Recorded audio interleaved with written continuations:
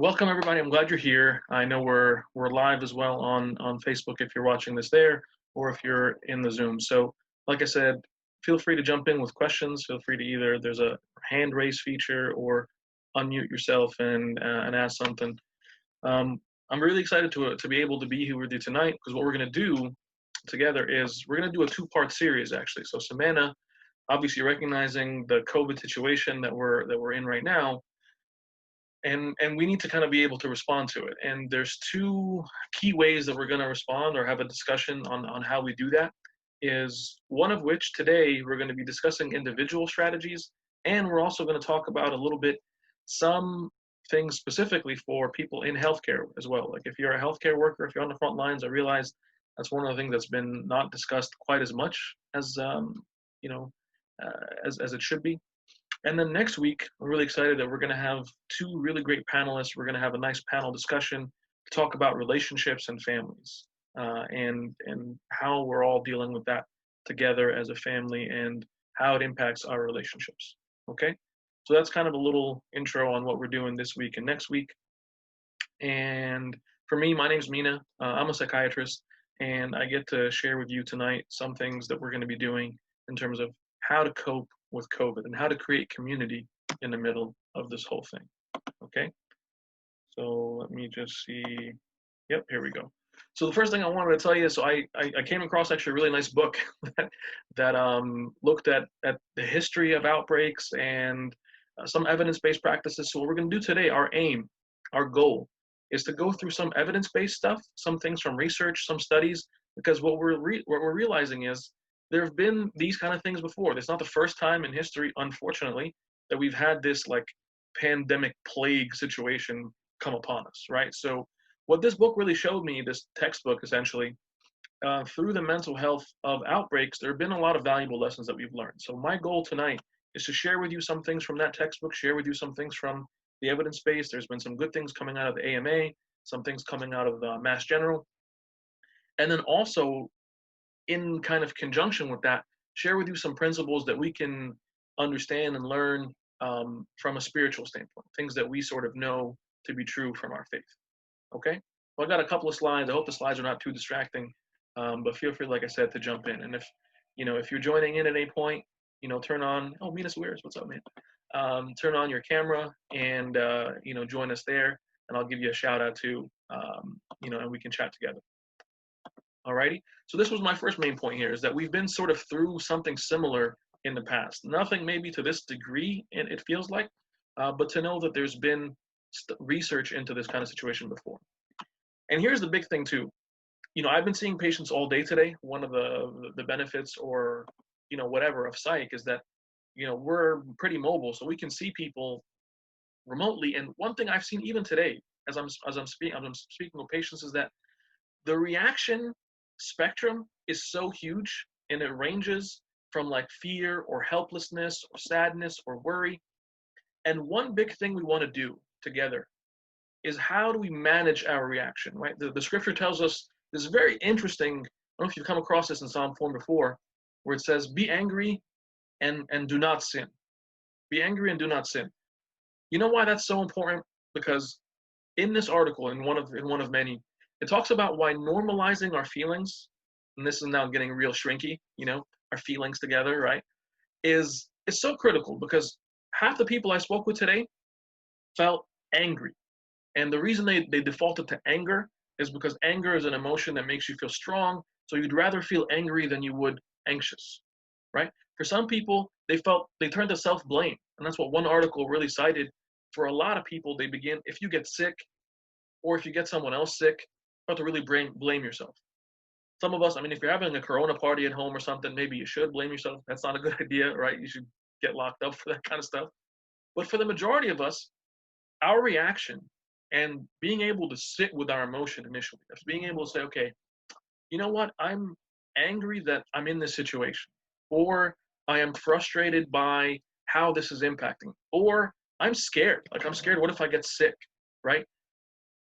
Taking that, normalizing it can be really therapeutic. So that's our first kind of principle, is how do we manage our reactions, okay? And then secondly, what I wanted to kind of point you to is way back in the last big pandemic, there was something big that came out of H1N1. We're understanding and we're aware of this idea of a pandemic. But what was coined in the New England Journal is this doc wrote something that was really important about an emotional epidemiology. That what happened right after the health pandemic, and what was discussed there and sort of broke the field, is that there is a mental health pandemic that follows just right next to a physical health pandemic. Our awareness of this and being prepared and being kind of aware that this is a factor is an important piece for us right off the bat. Okay, so we're going to talk about more and unpack this idea of an emotional epidemiology or the emotional pandemic that's concurrent with a physical pandemic. And to that, I want to talk to you about, you've heard a lot on, the White House briefings and the governor and stuff like that, talking about PPE, right? Raise your hand if you've heard about PPE before at some, right? Like everybody in the chat, PPE, PPE, PPE. We're going to talk about psychological protective equipment, because here's the really important thing. Like I live in New Jersey, and there was a big article that broke yesterday of a doc who passed away, unfortunately, right? A frontlines doc who passed away. Whenever we hear about whether it's a nurse or a doctor or any frontline person passing away, and if we hear that, you know what, they went into battle, and like one New York Times article said, they went into this battle as soldiers with no ammo or soldiers with no protective gear. We sort of feel for that and say, hey, wait a minute, something doesn't sit well with us here. One of the things that we want to dissect first for healthcare workers, and then secondly also for everyone else that's dealing with this as well, as we talk about gloves and masks and toilet paper and all these other things that are like protective, can we pause for a second and understand that if you're approaching this pandemic without the proper psychological protective equipment, I got bad news for you. You're going to be very vulnerable. Very, very vulnerable. And you might even be infectious to other people. I know you don't usually think about it that way. You don't usually think maybe as like our own anxieties, our own fears being something that we can distribute. But here's the reality of it, is that what they showed in this study, for example, and I'll share these slides with you with whoever wants to kind of see them afterwards, is that for some people, if they weren't aware of the psychological distress of what was happening in the moment, they oftentimes felt these feelings for up to a year afterwards.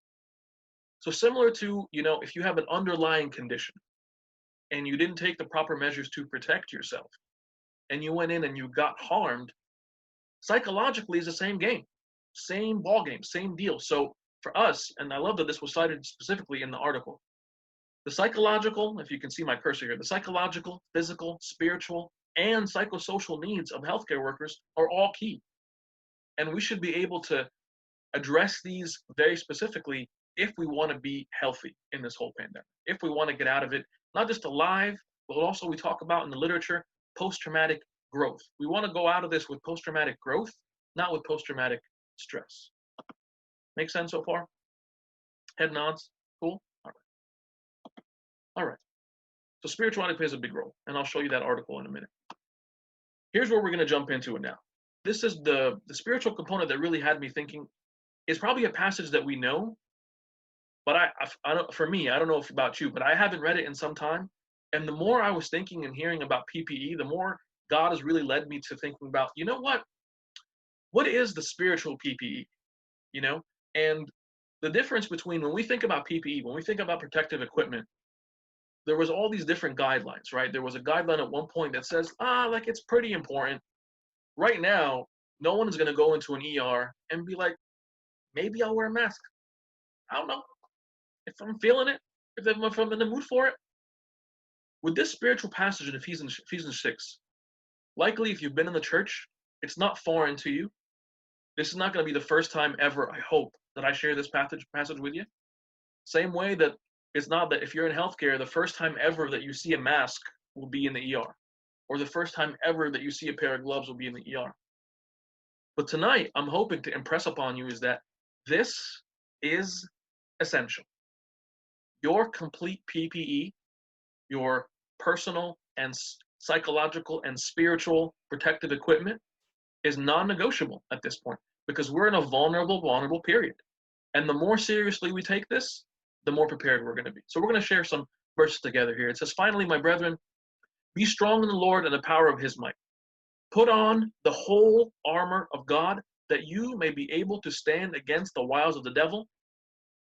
For we do not wrestle against flesh and blood, but against principalities, against powers, against the rulers and darkness of this age, against spiritual hosts of wickedness in the heavenly places. Therefore, take up the whole armor of God, that you may be able to stand in the evil day, and having done all to stand, stand some more. The reason this is critical is for us to begin with, right off the bat. Our most valuable piece of the PPE is to understand that we're going to be strong in the power of the Lord and in his might. And that how applicable are these words, right? We're not wrestling against flesh and blood. There's all this conversation about that we're at war and a wartime president. It's hard because as Coptic people, we're used to like persecution and people blowing us up or beheading us or whatever, all this kind of stuff. But right now, we're not wrestling against flesh and blood. We're not wrestling against someone that we can see, against someone that we can fight. We're fighting against something that's not just visible, this invisible enemy. Okay? So here's where we begin. This is our start of the PPE. Okay? It's truth. We start with the PPE of truth. One of the things that are happening, if you're not a healthcare worker, like I made the mistake earlier today. I was in a group chat with my friends and I shared an article. I thought it was true, but they were like, dude, did you check that? That's not true. Like, oh man, I got to talk about this later and I just messed up. I just hit you with some fake news. My bad. Absolve me. You know? Because right now there's so much there's so many things that are not reliable at this point, that for us to begin with, to say there is a primacy of truth for me and you. There's a primacy of truth, and not to hysteria, not to sensationalize news, not to things that are going to skew. I had one patient earlier today told me something really nice. He said, I just look at data at this point. I don't look at people's interpretation of data. I just look at strict data, and I make the interpretation for myself. I don't wait for people to tell me stories and sensationalize it. So that's the first principle. And a beautiful thing for us in the Orthodox Church to remember is that truth is a person. Truth is not just an idea. It's not an abstract. Truth is actually a person. And that's the person of the Lord Jesus Christ. Okay? So our first commitment is to the primacy of truth, where it says, stand therefore and having girded your waist with truth. That's our first beginning principle. Secondly, and this is probably my favorite, of the whole PPE, of the whole armor of God, where it says righteousness, having put on the breastplate of righteousness. This is a beautiful picture, beautiful painting, sort of an imagination, and I can imagine this right now, even though nobody has gloves on, and it's a hazard. Everyone's going to have corona in this picture. Here is the Lord in what I would presume to be an ICU bed, right? And trust me here, friends, brothers, sisters.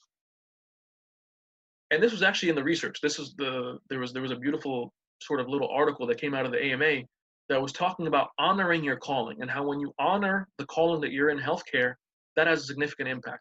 For us, it's not just honoring our calling, it is the utter sanctity of our calling. It is that the ICU is an altar. Is that now the hospital is a sacred space where Christ is present and communion can happen. I know a lot of us were very upset, or very still, are shaken up by the fact that there's no church. But the reality is, guys, it's not that there's no church, it's not that church is closed, but that the gates of the church have now expanded to the world. The altar is now placed in more places than we can imagine. If you're involved in someone's healthcare, and for me, I think of the sanctity of my Zoom sessions, because I'm not physically all the time in the hospital, but sometimes I'm seeing people on video, and I'm doing, sign of the cross before I speak to somebody. Or I'm praying beforehand to know that this is a sacred space, even though it's all in the cloud or whatever. It's sacred still. So this breastplate of righteousness, this sanctity of our work, because right now, if you're in healthcare, you can feel like, I'm just chugging along. I'm just doing whatever I got to do. People are throwing me here, throwing me there. And I'm just in the middle of this war zone, and I can't even come up for air. This is a principle that's important for us to keep, whether you're in a pharmacy, a hospital, you're seeing someone on one level or another, or if you're a friend or a family member. I had a patient earlier this week tell me, you know what, I've been sick and there hasn't been someone who like called to check on me, and I've got COVID and I'm hoping that I survive. There's a sanctity to even that role for us as well, and it's part of our PPE.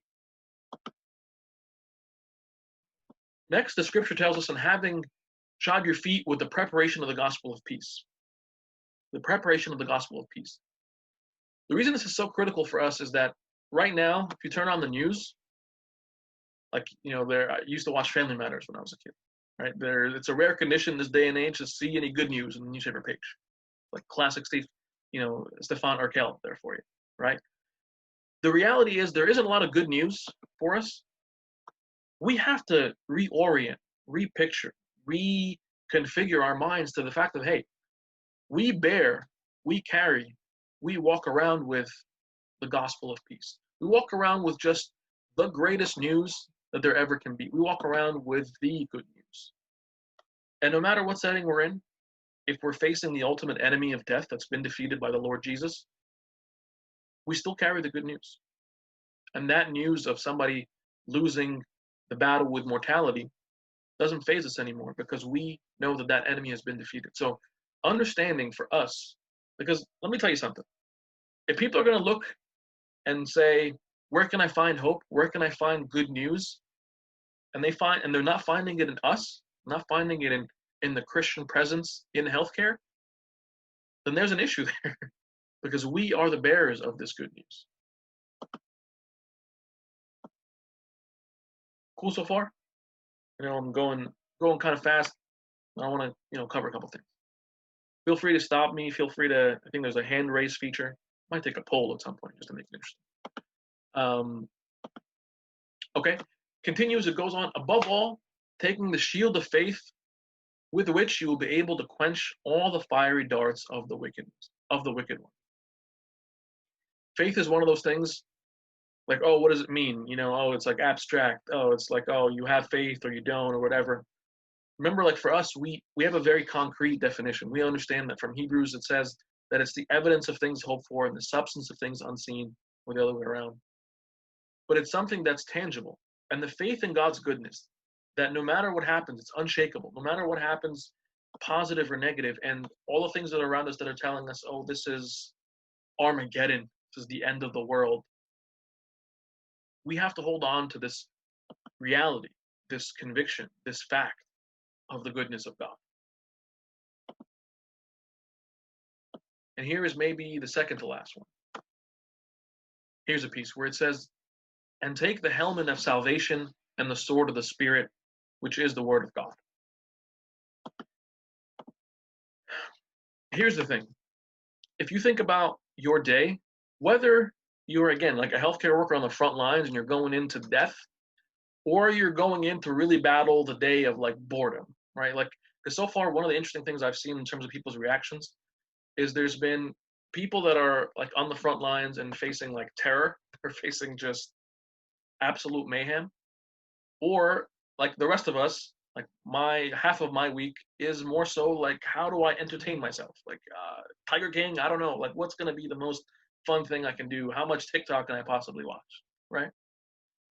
Whether you're going into this very heart-wrenching battle of battling our boredom, or whether you're going into the battle of life and death on the front lines, let me just ask you a question for your own kind of conscience, right?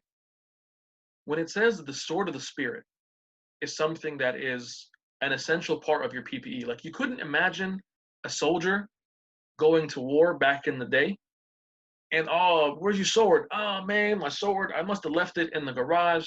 Man, that's awkward.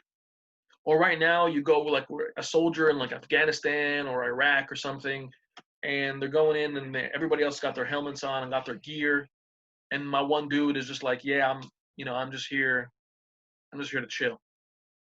There's no weapon? No weapon. Honestly, and I feel this, and I'll just confess to you, I don't know who's watching, but absolve me. I know I have days where I have taken on the sword of the Spirit. I've taken days where I started my day and the word of God that is alive and active and powerful begins my day. It is my strongest offense. It is my PPE, and I'm prepared and I'm ready. And that day is very different. I'll give you an example. This was just 2 days ago. I was like, I'm going to wake up. First thing I'm going to do, spend time with God. I'm going to get my PPE on. And I wasn't able to do that day. And I was no protection. It's as if I was like open game for people to cough on me and sneeze on me and all kinds of things, of negative things, of troubling things. And I was a wreck that day.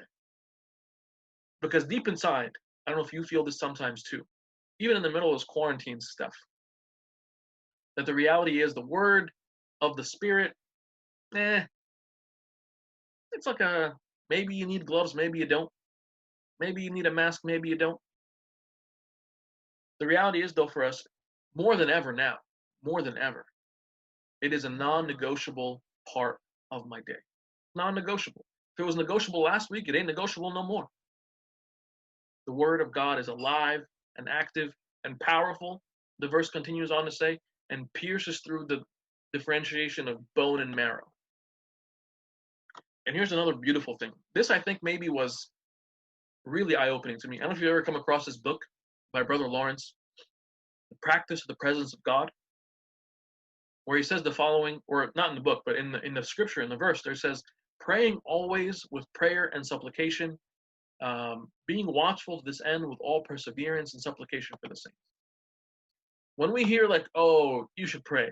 Okay, yeah, you pray, bro. All right. Yeah, oh, there's a pandemic and we should pray. I'm not talking about just like things are bad, so we should pray. I'm talking about God is giving us a unique opportunity that if we're in healthcare in this moment, to meet him and to have communion with him in this moment. The whole premise of this book was a monk who wanted to spend time with God, wanted to like be with him and just go to the monastery, and someone who's going to be a monk, go to the monastery and just do what he thinks monks do, right? Which is like kick back in the desert, just chill, pray all day by yourself. It's the good life. Nobody bothers you. What he discovered was they said, no, buddy, you want to be a monk? Go to the kitchen. At the kitchen? God in the kitchen. What are you going to the kitchen for? And what he learned throughout the book, which was it's very small, it's like a little pamphlet if you want to read it. I think it's like $1 on Amazon. Is that truly he was able to find the practice of the presence of God in his day-to-day life of washing things in the kitchen, of preparing food. And for me and you, in our like domestic monastery experience right now, we've got an opportunity that we don't want to miss, is that we have the opportunity here to practice the presence of God, not just the way we're used to putting him in this little box, like God lives in the monastery, God lives in the church, God lives in wherever. No, well now, like for this brother, God lives in the kitchen. God lives in the mo'im. God lives in the cleaning of stuff. For me and you, that's the opportunity, right? Of how we can practice the presence of God in the middle of the pandemic. Any questions so far? I know the armor of God is not something new to us, but I want us to connect mentally. Armor of God with the essentialness, like, you know how right now, again, not to beat a dead horse, but if you think about how governors across the country are like fighting, like we need PPE, we need ventilators, and if we don't, like people will die. We got to think about that about the scripture at this point. If I do not have my morning scripture, I'm in danger. This is danger zone. This is not, like imagine the coronavirus, reaction now versus one like 2 months ago. 2 months ago, we're like, I'm sure, like I'll have a party, like everything's fine. Versus now, the sense of urgency of stepping up with our armor needs to be high in order for us to have any kind of chance. Cool? All right. I'm just gonna see if there's something in the chat. Oh, if you want to, I should tell you this. If you have any questions and you want to ask them confidentially, just take a look at the chat. Justina put it in there. You can text a number so that we can make sure that we pass along the questions and we can answer them if you're not comfortable, like, raising your hand or whatever. Okay? So that's a little option for you in the chat. Make sure you take a look at that. Okay, I want to share with you some other things that have been coming out of other sources, beyond the scripture as well. One thing, a couple things that I thought were really relevant from the AMA is one, for people in healthcare as well, connect. And connect in some ways, obviously, like we're going to connect because we're all together. No, no, no. Specifically, connect and hear where someone else is in terms of what their battle is. I had, one doc tell me, like, I just haven't seen people like deteriorate that fast before. Like people have a fighting chance. It made me uncomfortable. I wasn't used to that. Being able to hear people's like stories and listen to them and share with them in that story is really critical. Let me give you an example. For me, so I'm a shrink, right? And part of our training is we do a medicine rotation in residency. So I remember this was my first year, and I'm the shrink on the medicine team, so I'm already like I get the emotional, feely patients in addition to whatever.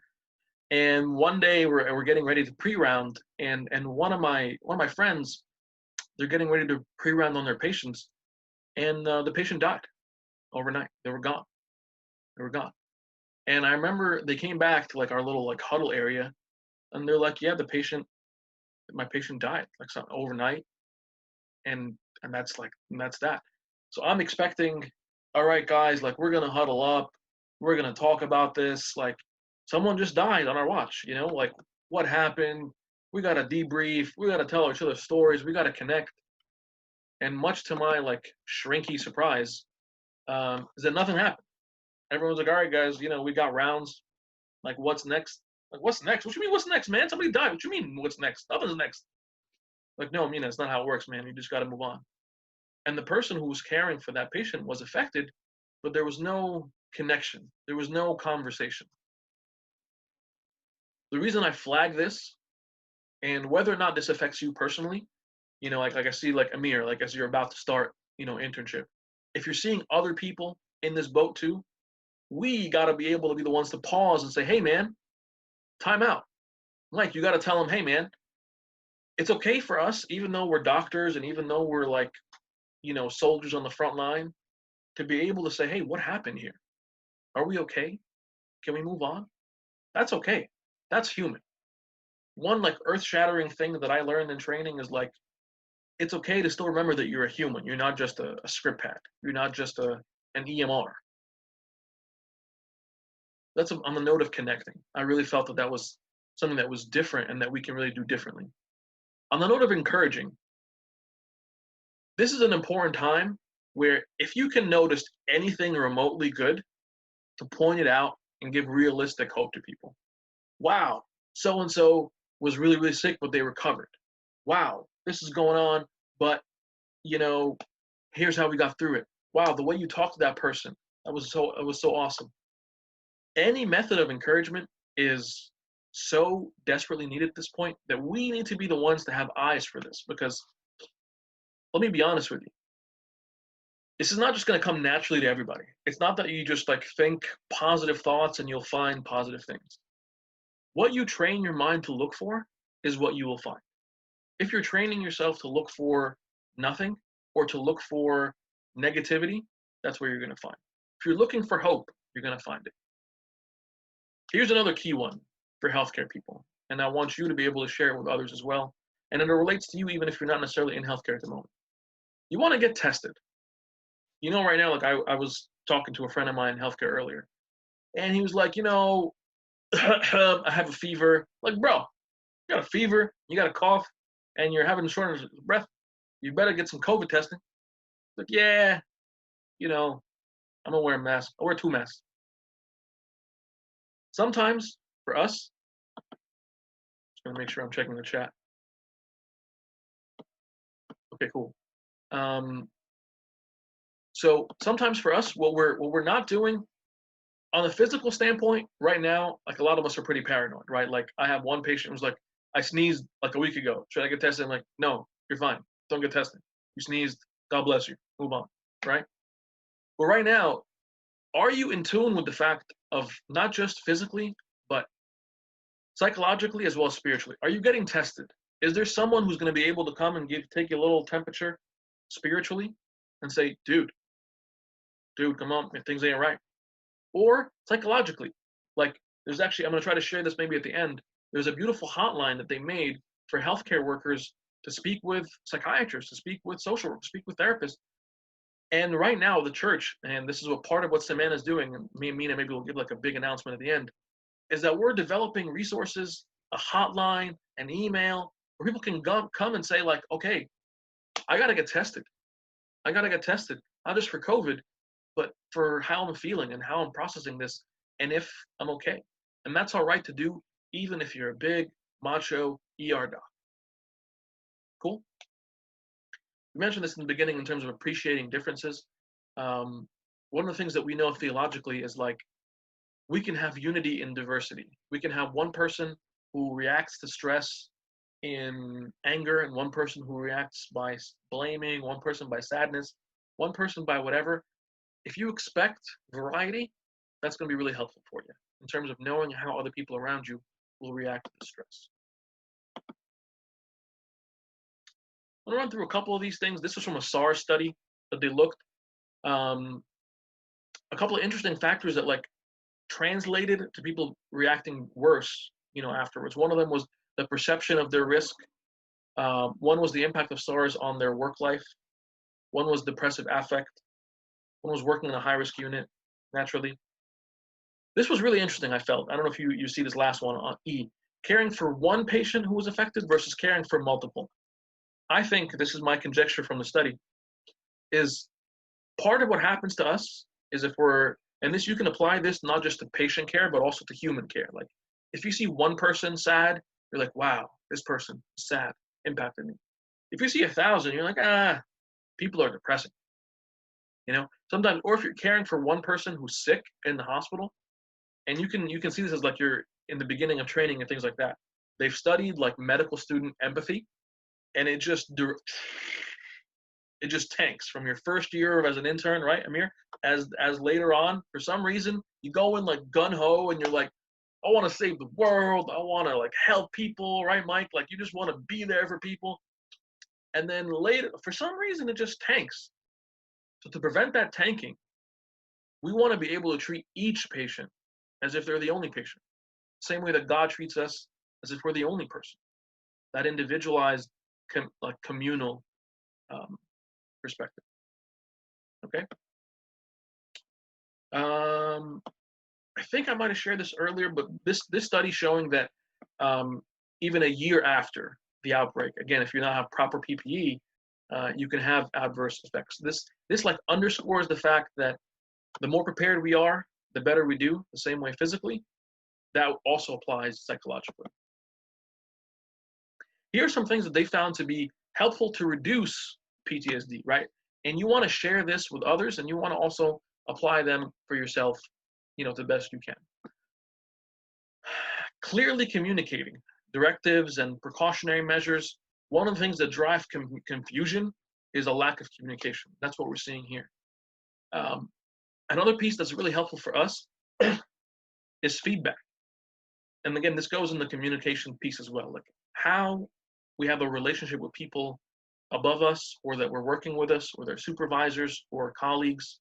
The reason why this is relevant for you is that at some point, God willing, we'll all be in positions where we are part of a team, and people will look to you for answers. What this study is telling you is that your role as the supervisor or the colleague or the person on the team has a direct impact on people around you perceiving stress and dealing with and potentially developing PTSD in the future. So not to overstate your role as a team leader, or your role potentially as a supervisor, or your role as a team member, as a colleague, you have a really critical role. Other things they talked about as well, support of the family. The ability, like we said, to talk out your experience is so key, because the more you internalize things and it feels isolating, it feels like you're the only one. Remember the beautiful quote from C.S. Lewis, who talked about just friendship actually just begins by two people saying, oh, you as well? I thought I was the only one. That's friendship. That's the basis of friendship. And another like funny quote I remember hearing once is that fellowship is knowing you're not the only fella on the ship. Also true. Oh, and not to skip, oops, there was one here as well about religious convictions, which is really key.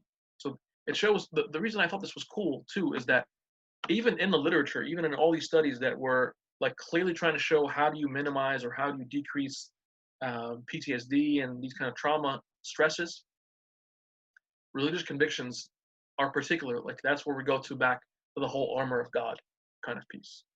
Okay, so hopefully I didn't take too much of your time. I wanted to share with you just as a quick like summary. We talked about the PPE, the armor of God.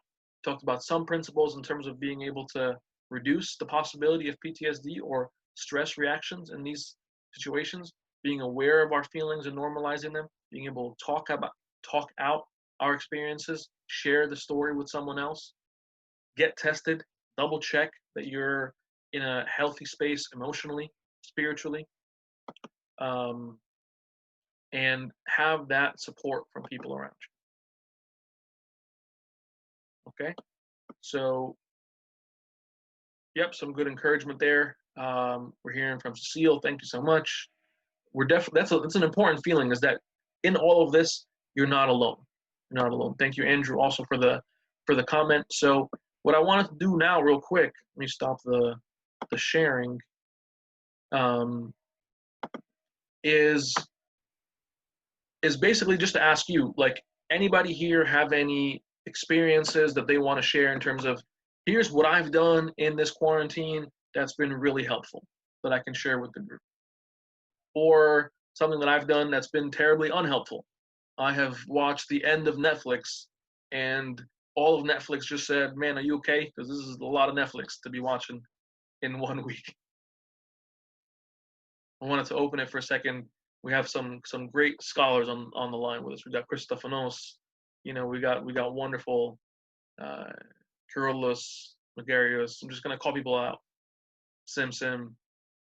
So want to give you the opportunity. If not, that's totally okay too. You don't have to ask questions. You know. Hey, Mena. Hey. It's Aida. Hi. How are you? Good. How's it going? Sorry, I can't turn on the camera right now, but I do want to thank you. I love the PPE comment, like the whole that section that you went through in the beginning. So I work as a PT in a hospital setting, and I kind of just have a question, and I also want to share something. So just for myself, I've been trying to read Psalm 91, just like and peace in that. I try to like prepare myself mentally. Every day might be different, but I try to go in feeling strong, especially just reading the Bible. But I just feel so emotionally unstable sometimes. Like, I'll feel okay the first few hours, and then I'll just find out some like horrific news, and that'll kind of just throw me off. Like a coworker who had tested positive, or we have another few down, or this patient passed away, or so suddenly, and it's just hard. I don't know, like, do you have any tips on how to handle that? Like, a few hours of the day I feel fine, a few hours, like, it's just you go through this phase of just feeling so annoyed, or you have to go in and see this patient who is being ruled out or maybe tested positive, and I can't find PPE. Oh, let me go find a nurse. And it's hard. Absolutely. No, I hear you. Thank you, Ida, for sharing that really critical psalm. I think that's a really important one that we even want to maybe commit to memory at this point, in this time. And for your question, because the reality is, like, I know we're sharing some encouraging things, but the truth is this is incredibly hard. This is a battlefield, right? This is a war zone. So the first principle really that we hear both from the psychology literature as well as from what we know in the spiritual world too is that when you're in a war zone, one thing that we need to be able to do is first pace ourselves with the fact of, okay, I used to like have this much preparation beforehand in terms of I used to have 5 minutes with God. I got to kick that up a little bit. The second thing is pacing myself throughout the day. Maybe I need a break. Maybe I need, this was really crazy. I need to take a moment and even though I'm running around and just like a chicken without a head, right? Like in the middle of chaos in the hospital. And I agree with Chris, you're my hero. Right? You too. Is and really no, just being able to encourage each other to say like, okay, I need to be able to have moments in my day because even a soldier in a battlefield, right? You can't have an ongoing war just on the front line 24/7. One piece that they talk about in one of the studies here is that even taking momentary breaks, in that break, first acknowledging, you know what, this is very difficult. This is very challenging. And sitting with that feeling and allowing yourself to feel that way and say, it's normal for me to feel this way. It's normal for me to have even to be angry and to not sin. But then from there, and say, Lord, now how do you carry me through this piece here? This new, be able to, I sort of have the analogy in my head. I don't know if we have any priests on the Zoom thing with us here, but we need to be able to function in this priestly fashion of taking things. Okay, so I just heard devastating news, and I just heard really difficult, challenging things, and we take and we put at that altar. For us, the altar, like I was telling you before, is not going to be necessarily somewhere we go on Sunday now, because that's closed, right? So one important thing, and I think we learned this like maybe from the life of Abraham, is wherever we go, we build an altar, and that altar sometimes is not a physical location, but it's even a moment of solace with God to be able to say, just got hit with something huge. Where can I find an altar? And that altar can even be someone else that I connect with who's a friend, who is like a colleague, who is a family member, or even a patient, to be able to say now in this patient experience, like God is present in this experience, right? And if that sounds like too spiritual or too like, rosy, um, I hope It's it the doesn't. truth. It's the truth. No, no, no. It's the truth. Yeah, God is absolutely present, and I love that. Like, and I think it's important to be very intentional and to make the time, like, just to run to God immediately. Yeah. In my heart and in my mind, and I think that's where we will find our ultimate comfort, like you said. And I think it's hard too. Sorry, I don't mean to No, no. take so much time, but I think it's hard too when you, like, everyone around you has different, like, coping skills and handles stress differently. So some of my coworkers are totally fine, but it's like kind of like a whole spectrum. And then someone else is like, oh my gosh, we're gonna die, like the virus is gonna kill us, we're gonna lose all our friends. And I'm like, dude, be easy, like calm down. No, But you're totally right. You're totally right. That's true. But and part of it maybe even just understanding that spectrum is that there are going to be some people that are worried about like even if there's nothing to worry about and Corona is gone and yeah, everything is amazing and we're like in heaven. People are like, I don't know, heaven might not last. I don't know. Like maybe maybe we'll get exactly. expired. Thank you. No, no problem. Thank you for sharing that. Um, other any other questions on people's minds in terms of like how we're approaching like the difficulty of this, whether on the front lines in the hospital or like at home in terms of like me individually coping? Because remember, just in case you didn't catch in the beginning announcement, next week we're going to discuss from a relationship standpoint. We're going to have someone who's a marriage and family counselor. It's Makar Naguib, as well as Christina Gaibi, who's she's a therapist who focuses on like trauma and resilience, and is going to be able to speak as well about like family life and children and some techniques for how we kind of can approach that. For today, we wanted to talk more about, you know, um, individual work. So I think we've got a question: how to handle feelings of claustrophobia and drain from being in quarantine. So that's a good question, right? So if and we said, there's this kind of variation between people who are on the front lines and they're in terror versus a lot of us are feeling like we're stuck, feeling like we're drained, and feeling like we're kind of bored. So there have been a couple of things that have been suggested in terms of that claustrophobia feeling. One of which is to like responsibly, social distantedly, take a walk from time to time. Make sure that at least once a day that you're out, that you get some fresh air. Even if the weather's not fantastic, but take a walk, not interacting with others, wear a mask. Hi. But making sure that, we're still able to at least get some time out. That's one piece in terms of the claustrophobic feeling, or feeling like you're, kind of stuck inside, because the reality is we are stuck inside, right? The other piece that I'll share with you, and this was kind of, again, from like my own experience, is a story for me that I'll tell you. Is I remember going to a monastery to visit on two separate occasions, right? There was one occasion that, for several reasons, this was just like not the right time for me to be visiting a monastery. Like, man, this is mad boring. Why am I here? Someone get me home, right? And another time, I was in a different mindset. The monastery was the same. It was the same place of quiet, solitude, monks, prayers, ekbeya. The difference, though, was me and my mindset. For right now, you have an opportunity of a domestic monastery. If you feel drained and quarantined in your cell, in your domestic monastery, maybe part of it is a reframe, what we say in the shrink world, and a refocus. And you basically want to put a different picture around this idea. And there have been some people who have put it this way, that we're not stuck at home, we're safe at home.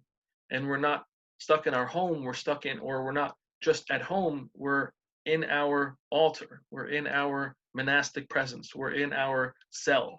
Like, all these different ways of looking at the same reality, that we are not just in prison here. Even in prison, this is the other thing that makes me think of, if you think about St. Paul when he was imprisoned, you think about him and a dude like right next to him in the dungeon of a Roman prison. You have one person like St. Paul, maybe in Silas, who are able to turn that place, transform it into a place of like joy, and they're singing praises, and they're able somehow to find the presence of Christ in that place, versus someone else who is just being able to say, you know what, this is prison, and prison stinks. And I'm going to tell you a little secret. No matter how bad wherever it is that you live, it is not the same as a Roman prison, from what I hear anyway. So having said all that, again, this is not to say that like, hey, being quarantined is like amazing, we should all be quarantined forever. Again, like, it's okay for us, and it's important for us to acknowledge the beginning of that feeling and to say, you know what, this can be frustrating. And I'm not going to judge that feeling. To be able to let my feeling out non-judgmentally, be able to say, this is the reality, this is the way I feel about it. And then from there to say, well, now, how can I reframe that? And how can I think about it a little bit differently? Other tips that people have used in terms of, if there was a project that you're waiting for. I've heard some patients tell me, hey, this is the first time ever I hung out with my family. Like, first time ever, like your whole life? Yeah, like we're playing board games and we've never really done that before. I'm like, board games? That's what's up, you know? So there's other humans that live in your home sometimes, unless you live alone, that you can connect with. For me as well, I'll give you another thing, is that I've even connected more by FaceTime to people that I don't usually talk to, right? So use technology that's available to us, one of which is, if you're on the stream right now asking this question, that's a good thing to be doing. I know for a fact, at least this evening, there's 15 other Bible studies. So you can get that going. How you doing, George? So that's definitely something, that we can think about as well.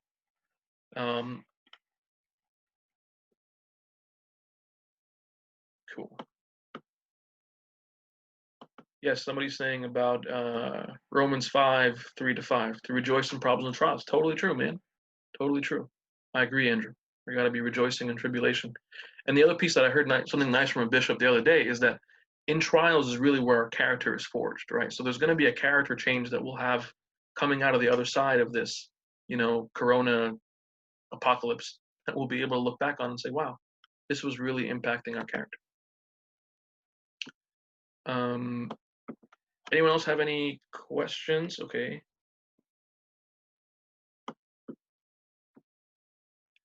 I think there was another question of, how can we give others advice who are stressing during this time? Yeah, I think if other people who are stressed, the first piece of advice that I would give to other people is not advice necessarily. The first thing that people want from you, to be honest, is not like, because right now there's like stuff. If you like Google, how do I deal with this stress, you'll come across stuff. But what's not Googleable is your presence, your connection. So if somebody's stressing out to you, my first recommendation to you is not to tell them how to feel better, is not to tell them how to fix things, not to tell them what's going to make everything go away. But the first thing to do if they're stressing is be with them, listen to them, hear them out. You know, that presence is more important than your advice. I love your advice. Whatever advice you're going to give, fantastic. But the reality is, people need more of our presence than they do of our advice. Having said all that, the next thing, share with them some things maybe from this video. You know, if they're stressed, understand, like, first the focus on facts, right? Like information hygiene. Make sure that you're getting in information that's true and you know, and not just overblown or exaggerated. Make sure that you keep realistic hope. Make sure that you're connected, right? A couple of things like that that are really, really key. Another question I had here privately is, how do you deal with feelings? How do you deal with feeling depressed from canceled events and lack of social interaction? So here's the thing I would say first about that, because it's a really important word that someone used, depressed. And I want to just take 1 second to say, the same way that we talk about PPE in general, right? And we talk about, you know, protecting yourself. And when we talk about people who get coronavirus or get COVID-19, that there are people who are more vulnerable, you know, if you have a compromised immune system or if you have an underlying condition or whatever. Please understand, both for us as well as for people around us, be aware of our underlying or pre-existing condition. What makes us more vulnerable? If you or someone you know already has a propensity or has been struggling with anxiety or depression or other mental health issue, know that this will put you at more risk to kind of go over the edge, to have more significant struggle in this situation. So because of that, because you're aware of the risk, be aware of the fact that, hey, I got to have a lower threshold and I got to reach out to a professional quicker than someone else would. Okay? And that's going to be really, really important. And if, you know, if you're wondering about in terms of what can I tell my friend who's stressing, if you find that your friend is stressing to the point where it's becoming more worrisome, reaching out to a professional is another really, really important piece for us. Besides that, in terms of canceled events, I mean, I was really sad, to be honest with you, when, like, the NBA is gone, the NBA. Now I gotta watch NBA players play 2K against each other. What kind of world is this, man? It's the worst. And then right after the NBA, church too. Church was canceled. Bascha. Just kidding. It's not after the NBA.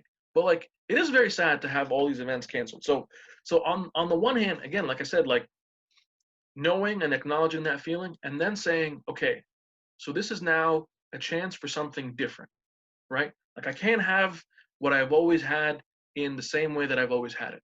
But what can I do differently now?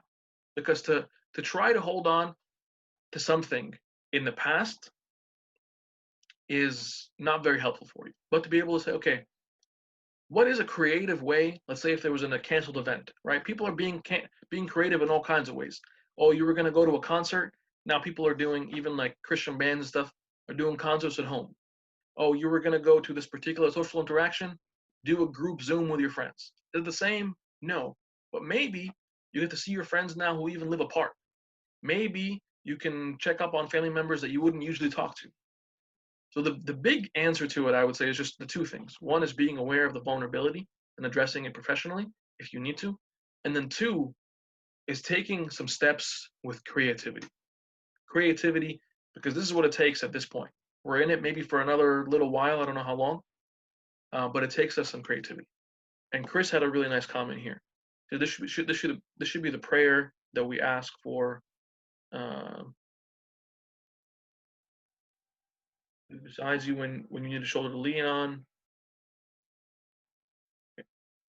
Okay, when you need a shoulder to lean on, but just say it out loud, Chris. Where are you? Or are you gonna make me read it in the chat? I was just saying that maybe we can be praying for each other, that God would be supporting us in every direction, and knowing that He is above us, within us, besides us, you know, in every direction. God is, you know, hovering over us and taking care of us and protecting us. And even if we do walk through the valley of the shadow of death, that He's with us, you know. So maybe that can be the prayer for all of us, for each other, whoever's on the front lines, whoever's, you know, not on the front lines, be their prayer warriors even more in the midst of this time period. Because I think, you know, it's when you think you're alone, you feel worse about your situation. But when you know you have a multitude of people praying for you at all times and in all places, it just comforts you. Yes. Definitely, man. I love that. Thank you so much for sharing that. It's true. It's true. The reality is like, and that's the beautiful like reality of our church, right? Is that we do believe this conviction that Chris, no matter where he is, I always know he's praying for me, and he knows I'm praying for him. Like that, we have this family of God that's true in a real sense. And if we're going to rely on it at any point, there's going to be a koine, a koinonia. There's going to be a real presence. Then this is the time for it. This is the time for it. So, thank you, Chris, for sharing that. I'm glad that you shared it with the group. Okay, cool. So we're now at about 1 hour. Pretty good time. Just because you probably have like 4 other Zoom meetings to get to.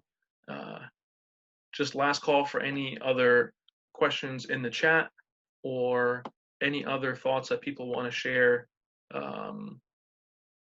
out loud, kind of their own experience or their, especially like our senior leadership here, like Mena Mirhom and big bosses. Any words of encouragement? If not, last call. 1, 2. I have a question. Yes. So it's really interesting how I think we're going through something that all of us together are trying to figure out that we haven't really gone through before. And a lot of us are able to connect emotionally, like on 2 levels. We connect emotionally very easy with people during prosperous times and joyous occasions at weddings. A lot of us connect a little bit less, or it comes with an emotional toll when it's not something that is so good or encouraging, like a funeral or a problem. A lot of times we're stuck with it. Usually if it's an internal conflict, we can't escape it, and we have to just deal with it as long as it takes, and we deal with it. But most of the time, emotional trauma from the outside happening to other people, we're only exposed to it for a short period of time, and then we can just go home and do our own thing. If I'm at a funeral with a friend or like a loved one of his, like I'll support during the 2 hours, and then I can go home, do my thing, and check in on them with the phone. But this is like one of the few times where there's an outward, not an internal conflict, but an outward conflict that is, in a sense, inescapable. And you have to confront it, and you have to deal with it all the time.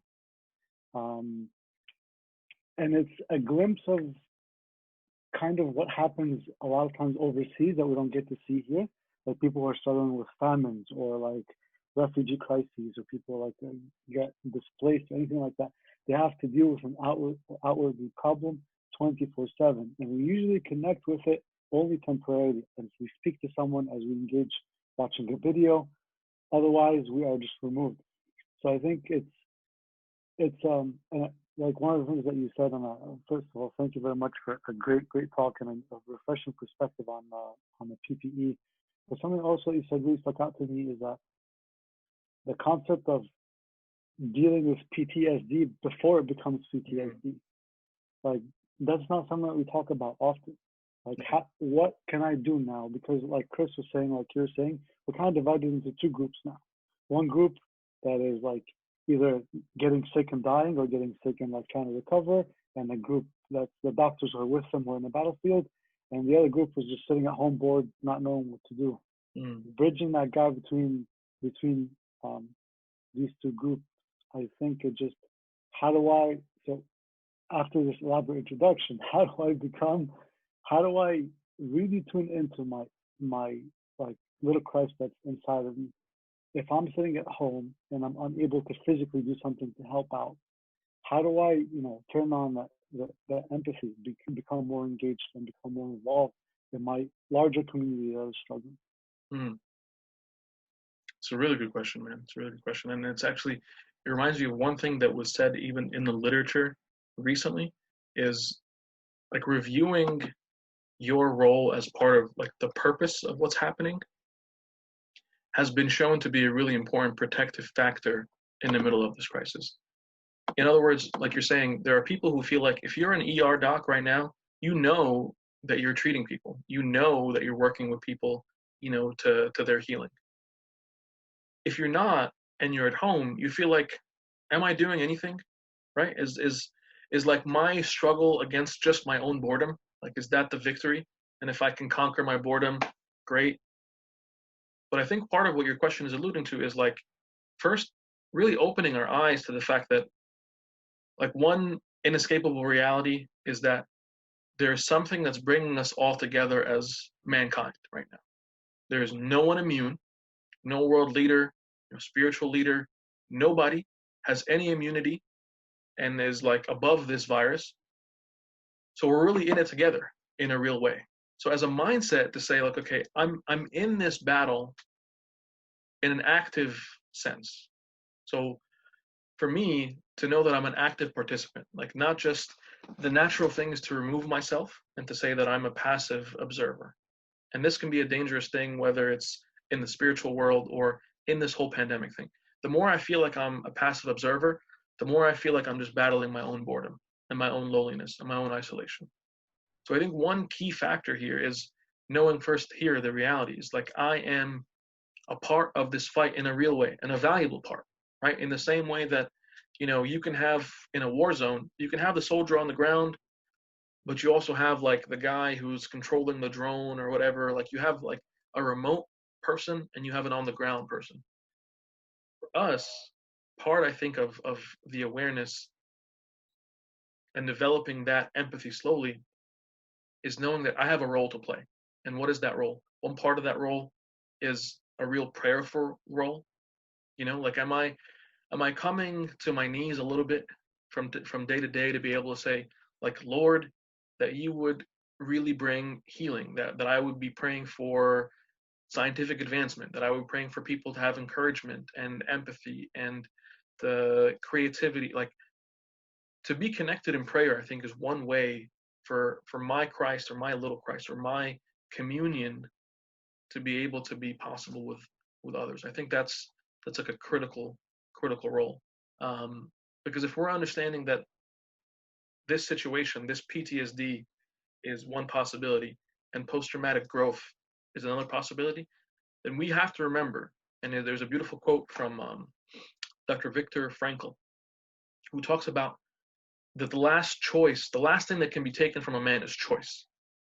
That's the last freedom that can never be taken, that can not be taken from you.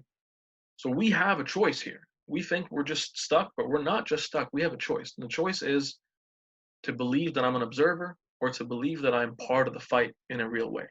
And to be part of the fight in a real way, and part like you're alluding to here, is this fight is going to be ongoing too, because the global fight continues after this is over. We're in the first world developed country, and we're going to get over coronavirus. Maybe, just maybe, like you're saying, maybe God is breaking our heart for what this feeling is or what this experience is of being totally powerless, of feeling like there is something that's outside of my control. And maybe now this will connect us with the rest of humanity in a real way. Because a weird thing that's been happening, people have been telling me this, and I've sort of felt it as well, is perfect strangers have just felt connected at this point. People have never known each other or have no connection, feel like, wow, like we really are somehow in this together. So I hope that helps. I know it's, you know, it's a smarter question than there is an answer. So it's, but that was a thought there. There's another question that looks really long, so I may not be able to answer it in the chat here.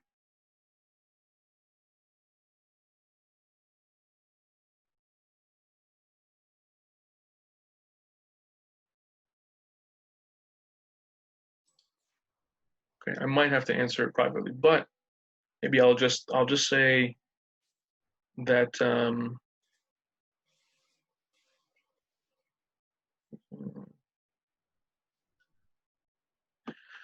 there's a question about the role of the devil, and like I'll answer it in more detail privately, just because it was like a very thorough thing here. But I just wanted to comment on one thing real quick, because one person told me something recently that sort of really like got me, and I wanted to make sure to address it in some fashion.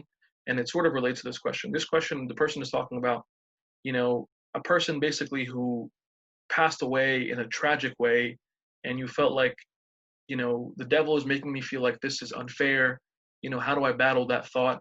And a person told me a comment recently that took it even a step further, is that somebody passed away, and in the church community, people around them were like, if God, how come God didn't protect this person? Like, he was a pretty good kid. How come God didn't protect him?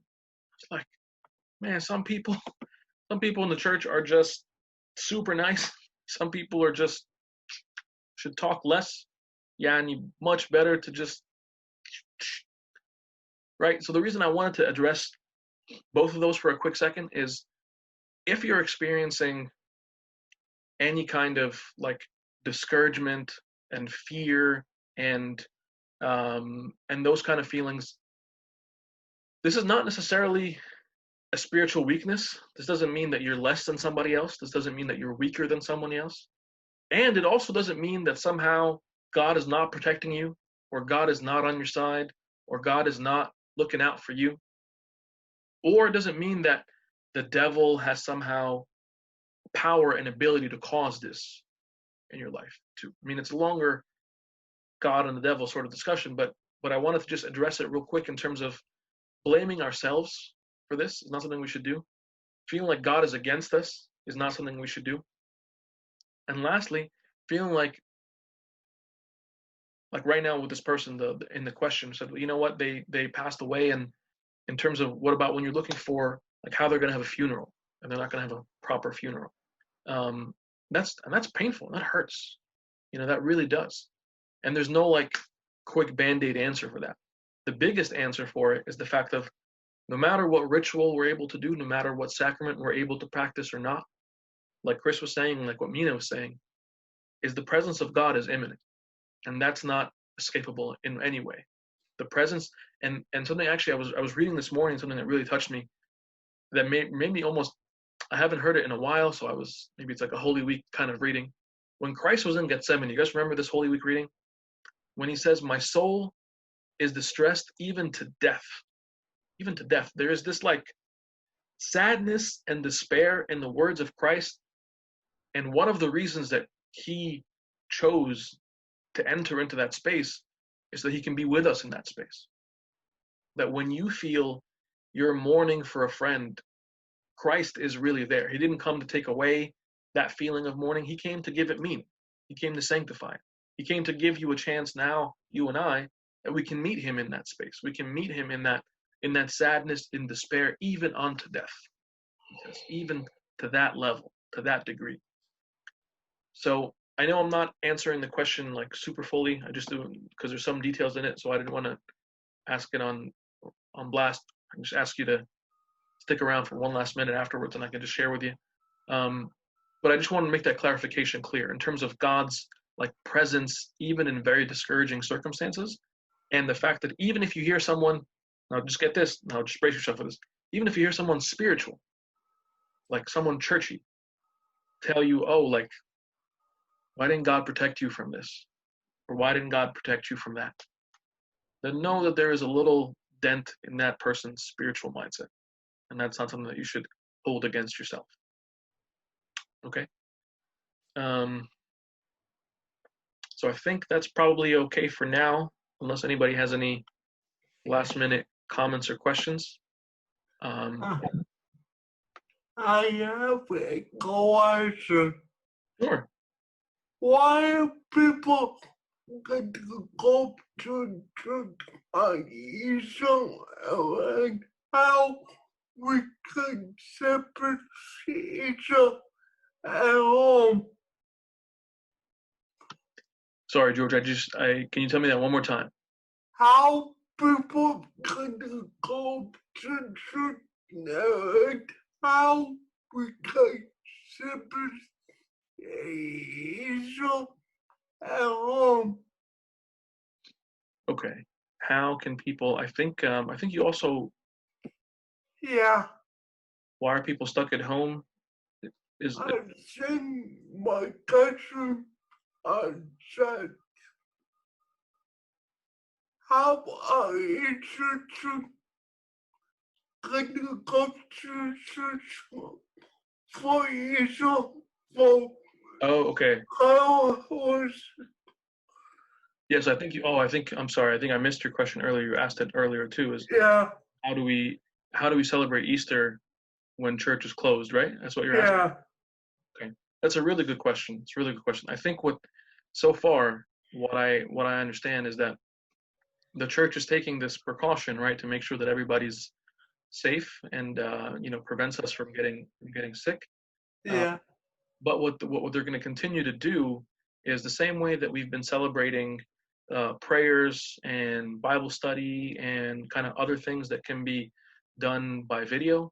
The church yeah, is always going to remind us that we live the resurrection not just in church, not just in the liturgy in Easter Eve, but really we can do that wherever we are. So I think the church is going to do is lead us in prayer still. We're going to still be able to stream, some services that are going on, maybe from some fathers are doing liturgies at home. Some people are doing some things kind of by video.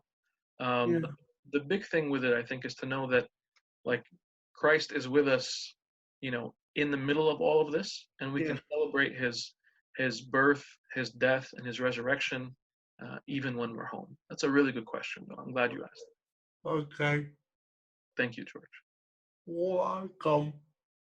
All righty, guys. Thank you so much.